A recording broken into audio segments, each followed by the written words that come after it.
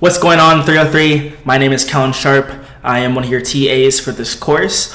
And this week we'll be talking about Facebook's transition to the metaverse and sort of looking at new and old media, perhaps coming to a new media with the metaverse. And this is the week of 9/12/22. Also, side note, I just want to say thank you for all those who commented last week on the discussion about Spotify's globalization. It was really interesting hearing everybody's points of view. Without further ado, let's get on with this. So this week we talked about media old and new, looking particularly at the differences in analog media and digital media. If you recall, harnessing on the technology, analog technology comprises of audio or visual signals that are translated into electronic pulses. So for example, you can think of like a vinyl player. You put the little needle on, it spins around, it creates the music, something about like magnetic encoding. Then you have digital media, and we learned that digital media comprises of audio or visual signals that's translated into patterns of numbers where the audio or visual data is represented in a series of digits. Think about using Spotify on the phone. It's vinyl to Spotify. You got your old media to your new media, or your analog media in this case to your digital media. Another concept we also discussed was how we live in an information society. And just to recap, an information society is a society where instead of material goods centering the economy, so I have here a picture of a factory where perhaps they're like making, I don't know, like cars or microwaves or something like that. Or instead of like centering that within the economy, cultural services reign supreme. So in other words, how information is created and distributed is central to the social and economic values of a society. And so we have here a picture of like the world where you got networks just pinging from one continent to another, exchanging information. Lastly, we also learned about participatory culture. And again, to recap, scholar Henry Jenkins proposed that we are now in an era of participatory culture in which there are like relatively low barriers to activities of artistic creation and civic engagement. And so we can think about the images that we have on our screen. On the left, you see these people with like this giant fancy camera, perhaps recording feature-length film for a large studio. And then on the right, you have just somebody with a camera phone recording whatever. So the barrier to entry, or the cost of entry in this case, is just having an iPhone, which, depending on how not bougie you want to be, can be pretty cheap, or having a regular smartphone, generally speaking. So anyone can make a film, anyone can make a movie. Again, there are some differences in funding, but like in terms of entering and being able to have access to artistic creation, the barrier is extremely low right now. Looking at new media, in particularly within like social media industries, maybe you have like TikTok, where you make videos or just scroll and watch videos. Maybe you have like Twitter, for example, or in my case, you like tweet your favorite pizza franchise to never get a response because they don't want to give out free coupons. The type of engagement is endless. Yeah, so this all culminates to our topic of the day, which is Facebook transitioning into Meta. It seems like every day that media is enveloping itself more and more into our lives. And for this media news flash, I wanted to examine how a new media like Facebook can transition into perhaps a different new media or a newer media. Social medias are industries that are developing, such as Meta, could perhaps act as digital extensions of analog processes that we currently have, or improvements and extensions of digital processes that we currently have. For those of you who don't know, Meta is the late 2021 rebrand of Facebook, a social networking site that popped on the scene in 2004. So this next video, we're going to look at a 2004 interview of Mark Zuckerberg to see what his initial visions of the platform Facebook were. I want you to pay close attention to what his vision is and what his conceptions are of what he wants it to be, because we're going to compare that then to what he's saying about Meta. job. And now there's a new form of cyber matchmaking, college networking websites. Is this perhaps the next big thing? In Hartford, Dan Stillman, co-creator of Wesleyan University's Westmatch.com, and then in Watertown, Massachusetts, Mark Zuckerberg, creator of Harvard's TheFacebook.com. And I guess we'll start with you, Dan. What compelled you to do this? Well, sophomore year, I was sitting around contemplating a romantic dry spell, and I realized that with my friend Matt, and I realized that it would be easier to find a girlfriend if I could just search in a database for what I wanted. Did it work? 1, 2, We're still perfecting it. That's what Westmatch is, right? This is something where people enter all of their information on questionnaires that they kind of fill out for you. Yeah, Tell us just a little bit about what Westmatch is. Sure. People, students at our school and now several other schools, they log onto the site and they answer an in-depth and humorous questionnaire about what they're looking for in others, and they describe themselves and they say what's important. And then our site comes back and tells them they're most compatible people in the entire school. And now, since we've started expanding to other schools, they can now test their compatibility and do other things with students across the nation. Okay, Mark, we want to get you in here in a second, but real quickly, we do want to talk about what Dan's talking about, some of those questionnaires that you ask people about. Let's just take a look real quickly at some of them. First of all, one of the potential questions, awareness of current events. You could check off one of these. George Bush was that guy that did that thing with that intern. Well, I read the news on occasion, and I read the news every day.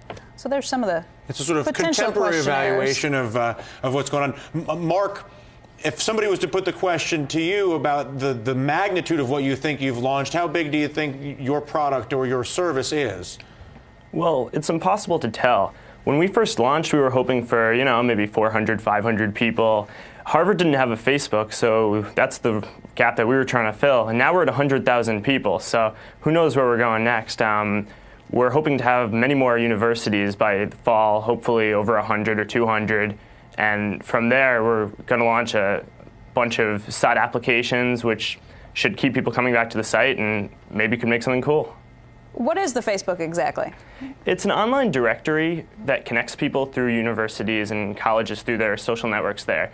You sign on, you make a profile about yourself by answering some questions, entering some information such as your concentration or major at school, contact information about phone numbers, instant messaging screen names, anything you want to tell, interests, what books you like, movies, and most importantly, who your friends are. And then you can browse around and see who people's friends are and just check out people's online identities and see how people portray themselves and just find some interesting information about people. Dan, do you make any money?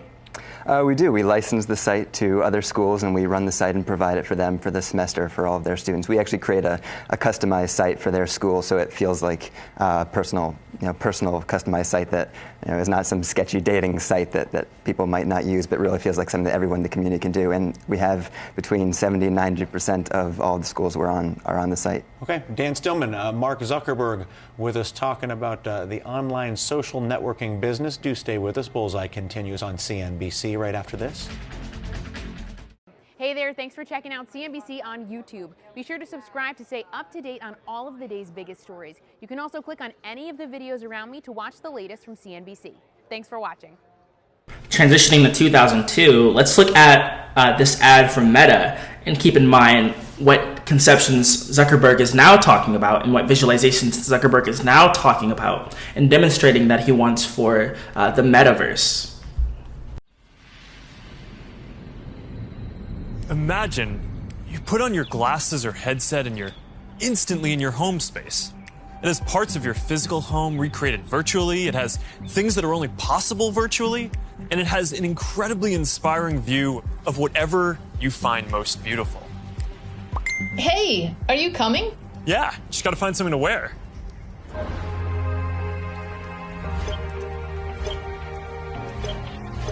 All right, perfect.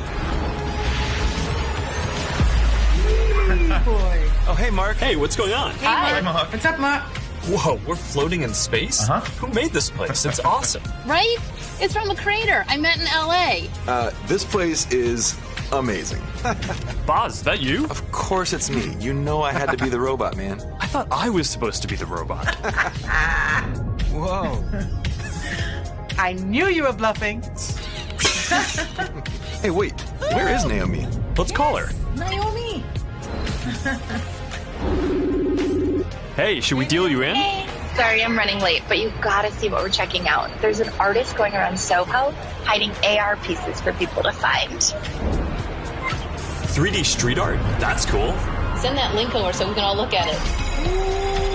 This is stunning. Okay, that is something. That's awesome. Wow. I love the movement. Wait, it's disappearing. This is amazing. Hold on. I'll tip the artist and they'll extend it. Wow. Brilliant. If you guys like it here, I have another room that you're gonna love. Check out this forest room. Huh, let's see it.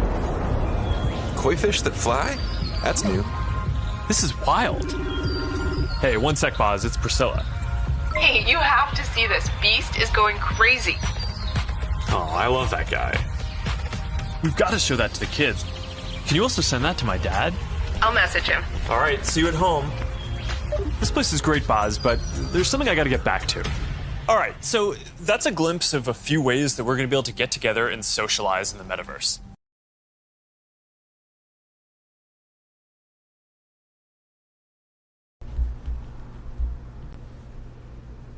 Implied but not actively discussed enough is the physical machine technology that people are wearing and embodying. Formerly known as the Oculus and now rebranded from About in 2021 as the MetaQuest. This visor is a digital technology that enables virtual reality roaming. Now let's look at an ad for the capabilities of the MetaQuest 2 or the Oculus. Is that hello or you just thinking about food? I mean, it is dinner time.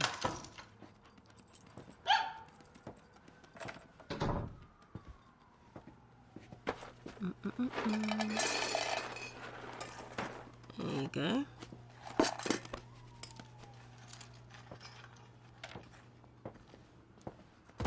Let's try this thing out.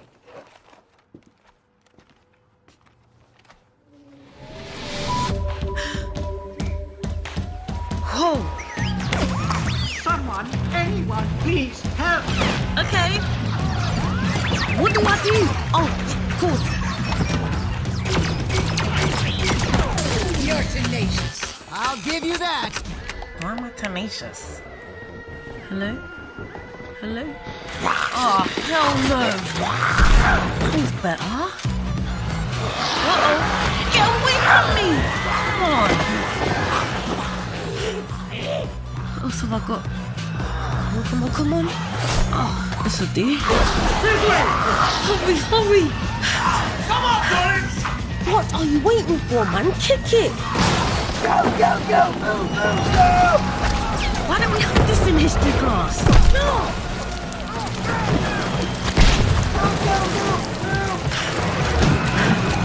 Look out! Help! Move, come on! Right behind you, man! Take it! Put it! Throw it, throw it! Here we go! Drea, how are you so good at this? Relax! Get into it! Yeah, I got it! Ooh.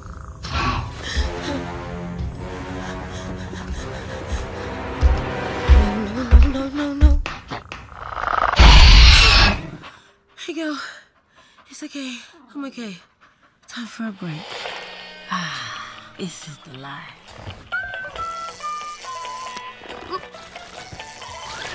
Whoa! Don't look down, don't look down. Oh, I shouldn't have looked down.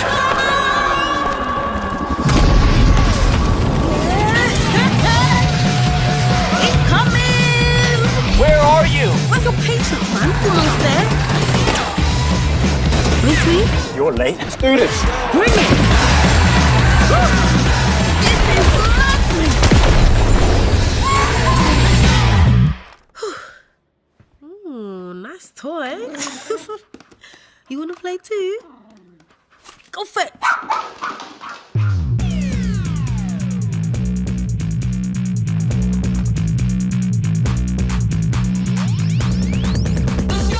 Thanks so much for watching those ads. and listening closely. Now I have some questions for you to respond below. Looking at the Oculus or the MetaQuest 2 technology, what does it enable or extend, or what does it limit?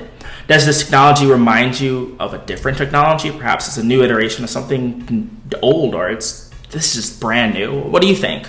And moreover, who may benefit from this technology or benefit the most, and who doesn't benefit or benefits the least? Regarding Meta and Facebook, are both still digital media or like within like a media industry? What are the difference between how they've been presented by Zuckerberg? What are the differences between how they've been presented and how you interpret them? Excuse me. And what's the same? Are there similar functions? What's the pros and cons looking at Meta in particular? Are there other media industries that are being brought into this, or who may benefit from this rebrand of Facebook to Meta, and who doesn't? What do you feel the motivation here is? So comment below. Thank you all again so much for doing this week's Media News Flash, and I look forward to reading your comments. Thank you.